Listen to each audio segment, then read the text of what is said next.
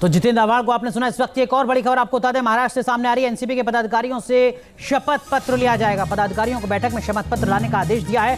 5 जुलाई को बैठक में शपथ पत्र लाने का आदेश दिया गया है। तो लगातार जो हलचल है वो देखने को मिल रही है और 5 जुलाई का दिन बेहद महत्वपूर्ण, कम से कम दावों के लिहाज से एनसीपी शरद पवार गुट की तरफ से और एनसीपी की तरफ से लगातार ये दावा किया जा रहा है कि जो असली एनसीपी है, जो तमाम ताकत है, समर्थन है, वो अभी भी शरद पवार गुट के पास है। इस बीच नेता प्रतिपक्ष के लिए एमवीए में खींचतान मच रही है। महाराष्ट्र में कांग्रेस नेता बाला साहब थोराट का बड़ा बयान सामने आया। विपक्ष में जिसकी संख्या ज्यादा होगी उसका नेता ही विपक्ष का नेता होगा। ये बात कांग्रेस के नेता थोराट कह रहे हैं। कांग्रेस के पास विपक्ष में सबसे ज्यादा संख्या है, लिहाजा विपक्ष का नेता महाराष्ट्र विधानसभा में कांग्रेस का होना चाहिए। क्या कुछ कहा थोराट ने, सुनिए जरा।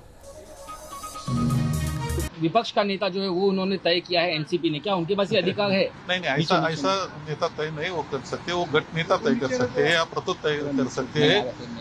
आखिर जिनका नंबर ज्यादा है, संख्या ज्यादा है मेंबर्स की, उसका ही विरोधी पक्ष नेता बनेगा। तो क्या इसकी चर्चा होगी आपस में, डिसाइड होगा? चर्चा होगी। सबसे ज्यादा आंकड़े तो कांग्रेस के पास है। कांग्रेस के पास ही है। तो कांग्रेस अपना चाहेगी कि उनका विपक्ष का नेता बने। कांग्रेस आखिर जिसकी संख्या ज्यादा उसका ही विपक्ष नेता होगा। अभिषेक पांडे हमारे सहयोगी का रुख करते हैं। पंकज मिश्रा भी हमारे सहयोगी लगातार हमारे साथ बने हुए हैं। पंकज, इस वक्त की क्या कुछ हलचल, और स्पीकर को चिट्ठी लिख दी है वो जल्द से जल्द एक्शन ले लें, ये सब तो सिंबॉलिक है। हमने कई बार कई स्टेट्स में देखा है स्पीकर 5 साल बिता देते हैं, फैसला नहीं लेते हैं।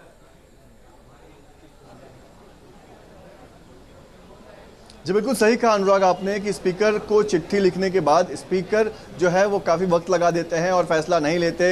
हाल ही में शिवसेना के साथ जो कुछ हुआ, खुद सुप्रीम कोर्ट ने कहा है कि अब जो आखिरी फैसला है वो विधानसभा अध्यक्ष जो है वो लेंगे, और शिवसेना लगातार दबाव बनाने की कोशिश कर रही है कि जो 16 विधायकों के खिलाफ जो फैसला लेना है विधानसभा अध्यक्ष को वो जल्द से जल्द लें, लेकिन अभी तक उसको लेकर कुछ भी नहीं हो पा रहा है। अब ये नया मामला सामने आ गया है जब एनसीपी की तरफ से कहा जा रहा है कि जो 9 विधायक कल राजभवन पहुंच के जिन्होंने शपथ ली थी, जिसमें अजित पवार समेत छगन भुजबल और तमाम दूसरे एनसीपी के बड़े नेता शामिल हैं, उनको अमान्य ठहराया जाए, उनको अयोग्य ठहराया जाए। हालांकि एनसीपी को उम्मीद है कि जल्द से जल्द इस पर फैसला लिया जाएगा, लेकिन हमने पहले भी देखा है कि कैसे इस तरह के मामलों में डिले किया जाता है, देरी की जाती है।